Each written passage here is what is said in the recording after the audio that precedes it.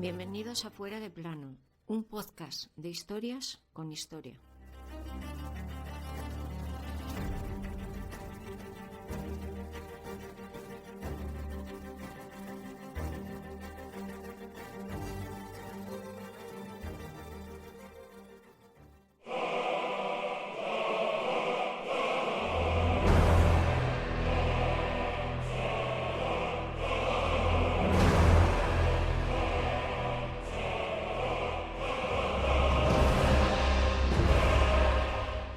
A nuestro protagonista de hoy, aquel 26 de junio de 1541, le mataron, le siguieron matando y le volvieron a matar tantas veces como pudieron.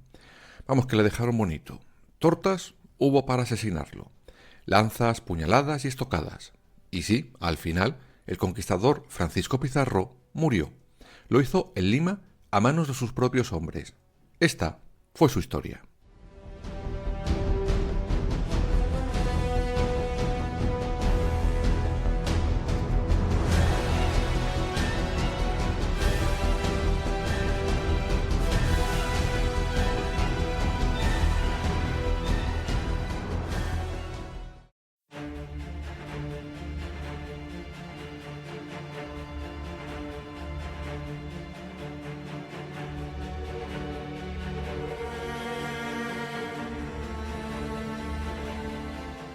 En este capítulo no os vamos a volver a presentar a su protagonista, pues eso ya lo hicimos, en el que dedicamos la pasada temporada al final del último emperador inca. Así que si queréis conocer algo más de Francisco Pizarro, pausad este capítulo y escuchad el otro. Luego volvéis hasta aquí. Lo que sí vamos a tratar hoy es la relación entre Francisco Pizarro y su socio / compañero Diego de Almagro, pues es de vital importancia para entender las tortas que hubieron a las tropas liquidar a Pizarro.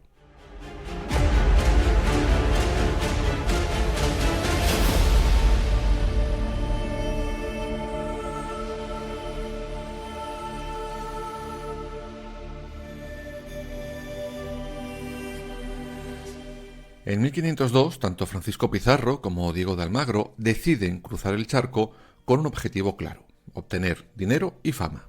Fin. Y en un principio, ambos formaban un buen tándem, se repartían los papeles a la perfección. Por una parte, Pizarro era el líder militar, sabía cómo luchar y enfrentarse a sus enemigos en el llamado Nuevo Mundo. Por su lado, Diego de Almagro era el organizador, reclutaba a las tropas y se encargaba de la intendencia de las mismas. Un dúo muy bien ajustado, podríamos decir. Sin embargo, pronto esa amistad se rompería para siempre. La culpa, cómo no, volvieron a cargos y las envidias.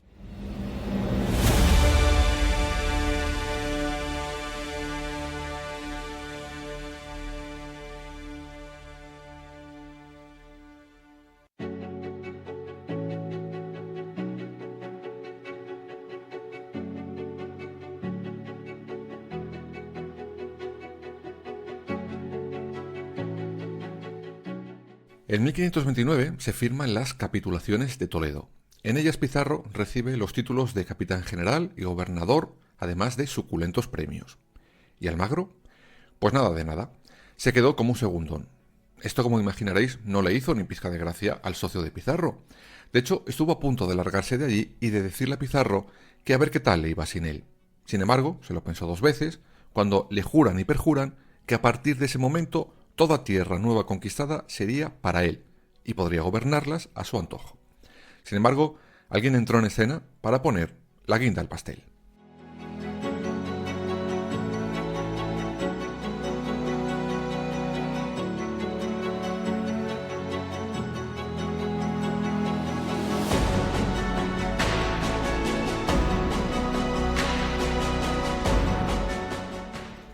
Y ese alguien no fue otro que el hermano de Pizarro, Hernando.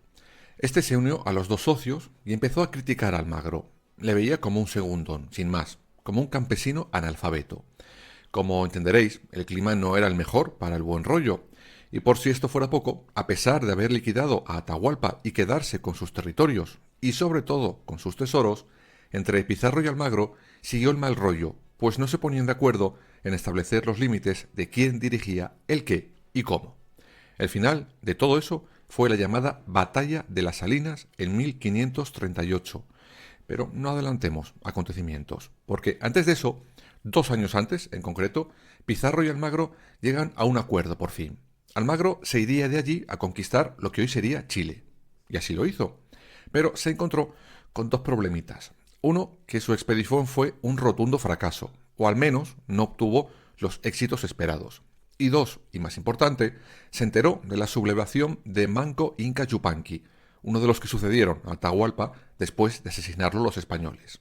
Pues bien, este se escapa de Cuzco, se parapeta en una ciudad con la intención de reconquistar Cuzco. Cuando Almagro se entera de ese desastre, vuelve allí, en 1537, y en eso sí obtiene un gran éxito.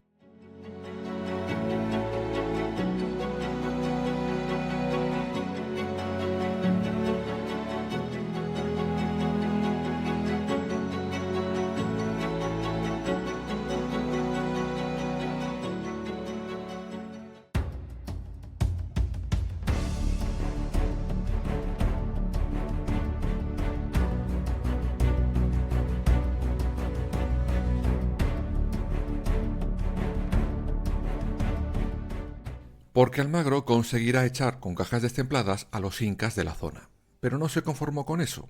Se apropia para él la ciudad de Cuzco. Y no, tampoco se conformó con eso. Dio un pasito más. Detendrá a 2 de los hermanos de Pizarro, a Gonzalo y al ya mencionado Hernando. Y así estuvieron un año entero. Por fin, después de muchas negociaciones entre Pizarro y su antiguo amigo Almagro, este último cedió. Pizarro le promete que si libera a sus hermanos hablarían seriamente del reparto de tierras y poderes. Y Almagro se lo creyó, y libera a Hernando. Al otro, a Gonzalo, no, porque éste ya se había escapado de la prisión. Sin embargo, donde dije digo, ahora digo lo que me da la gana. Y cuando Hernando llega donde estaba su hermano Francisco, éste le manda con sus tropas a recuperar Cuzco y a por Almagro. Es, la ya mencionada, Batalla de las Salinas.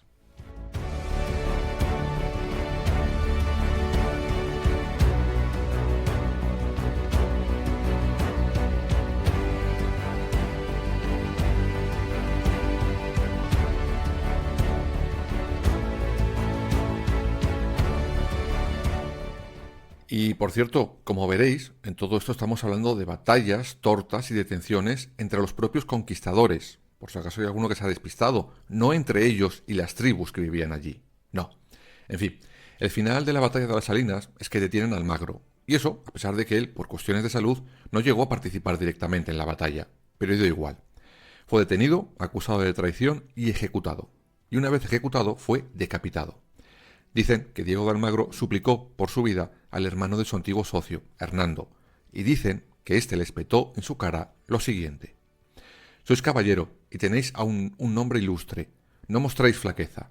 Me maravillo de que un hombre de vuestro ánimo tema tanto a la muerte. Confesaos, porque vuestra muerte no tiene remedio».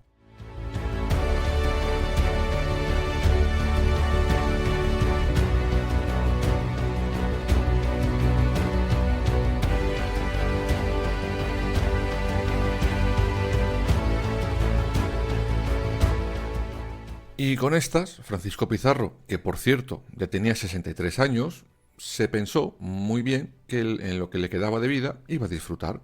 Creyó que iba a poder disfrutar de sus últimos años en paz. A ver, había conquistado mucho, tenía muchos tesoros, sus hermanos le ayudaban y se había quitado a su principal quebradero de cabeza, Diego de Almagro. Pobre iluso. Almagro dejó tras de sí un buen número de partidarios que no estaban dispuestos a que Pizarro se saliera con la suya. Estos seguidores en la historia son conocidos como los almagristas. Estos vivían en Lima, ciudad que había fundado el propio Pizarro en 1535, en unas condiciones de total miseria. A ver, era lógico, habían apostado su suerte al caballo perdedor. Por el contrario, Pizarro y los suyos vivían a cuerpo de rey. Y claro, lo que ocurrió inmediatamente después era inevitable.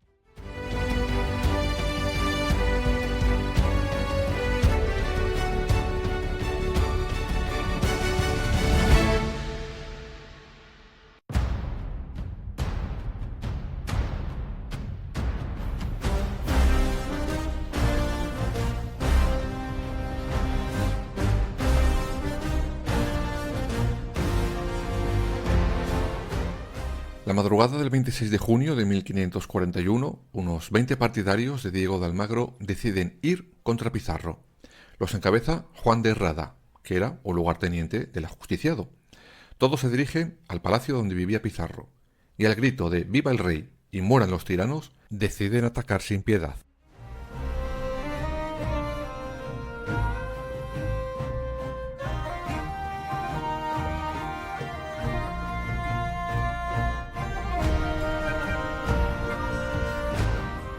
Cuando Pizarro despierta y oye las voces, coge las armas y se dispone a poner orden.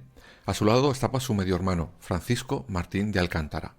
Por su lado, el capitán Francisco de Chávez, junto con sus criados, deciden bajar las escaleras con la intención de poner paz entre la veintena de alborotadores. No lo lograron, la verdad, pues fue poner un pie en esas escaleras y morir en el acto. Los almagristas tenían claro su objetivo: acabar con Pizarro.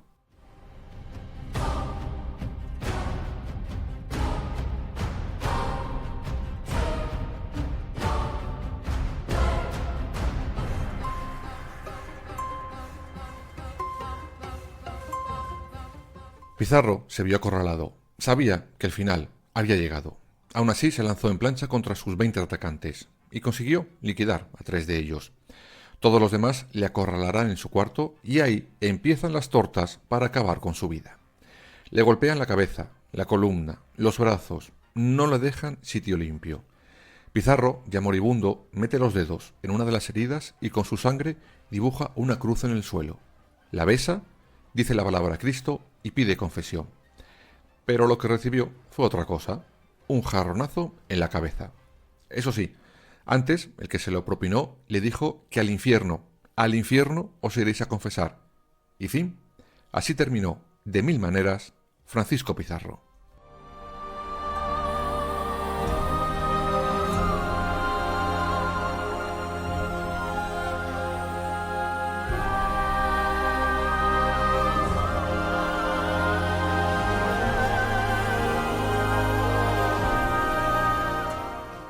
Tras la muerte de Pizarro, como es obvio, una oleada de sangre y venganza atravesó todo el país. Sigo insistiendo en algo que se nos escapa, pero es que es de vital importancia. No estamos hablando de guerras entre los españoles y los incas u otras tribus. No, se estaban dando de tortas entre ellos mismos. El caso es que poco después los almagristas serán aniquilados. El hijo de Diego de Almagro, conocido como Almagro el Mozo, fue ejecutado en la misma plaza de Cuzco y enterrado junto a su padre. Por cierto, como anécdota, 4 años después que él será ejecutado por traición a la corona Gonzalo de Pizarro, el hermano de nuestro protagonista de hoy. Aunque si os habéis pensado que aquí acaba la historia de Francisco Pizarro, lamento comunicaros que os equivocáis.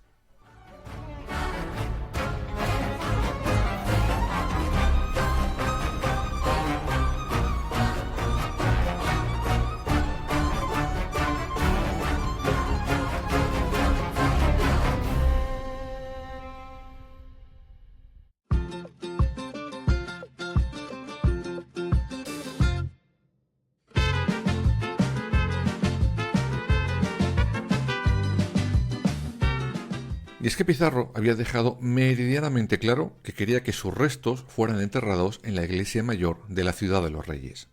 Sin embargo, los restos durante años son trasladados hasta que finalmente en 1623 les dejan en la bóveda de la capilla mayor de la Catedral de Lima. Y pasan los años y llegamos a 1881. Ese año el ayuntamiento de la ciudad decide exhumar los restos del conquistador español para investigarlos.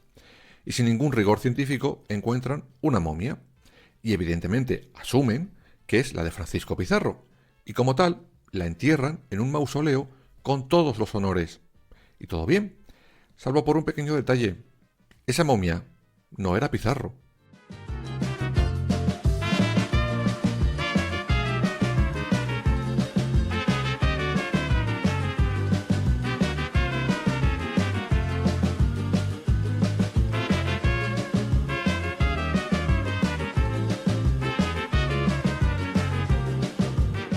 Casi un siglo más tarde de encontrar esa momia, en 1977, durante unos trabajos de mantenimiento de la catedral, unos operarios encuentran una caja de plomo dentro de otra de madera. Las abren. En la de madera hay unos huesos, en la de plomo un cráneo, además con una inscripción. Aquí está la cabeza del señor marqués don Francisco Pizarro, que descubrió y ganó los reinos de Perú y puso en la Real Corona de Castilla. Os podéis imaginar el susto que se pegaron. Llevaban un siglo venerando una momia que no era Pizarro.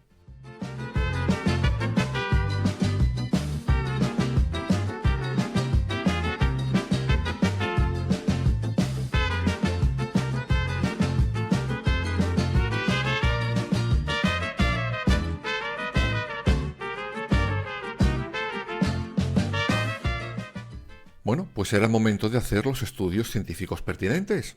Y se hicieron muchos a lo largo de los años siguientes. Os explico.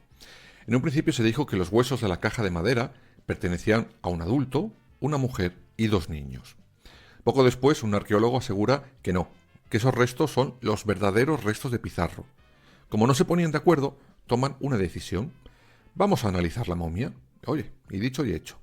A ello se ponen 2 antropólogos forenses de Estados Unidos. Y la conclusión fue clara. Esa momia pertenecía a cualquier persona menos a un soldado del siglo XVI.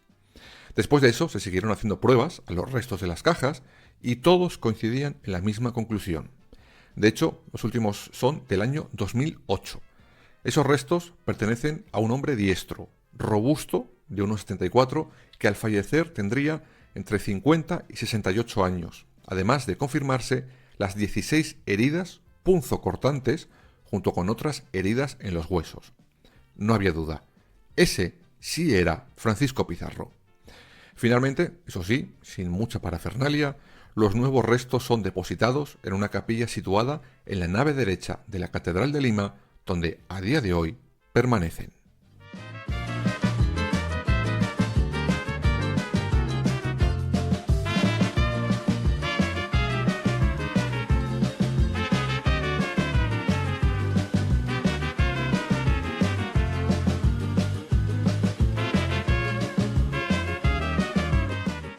Seguramente el final de Pizarro fue el justo karma que le desearía el emperador de aquel territorio que existía ya antes de su llegada, Atahualpa Yupanqui.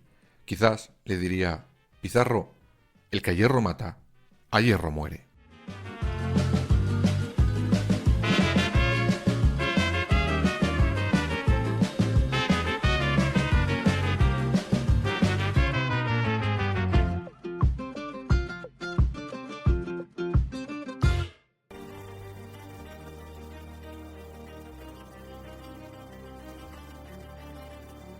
Escúchanos en las principales plataformas digitales y ahora también en nuestra página web www.fueradeplanopodcast.es y síguenos en todas las redes sociales: Twitter, Instagram, Facebook y Threads.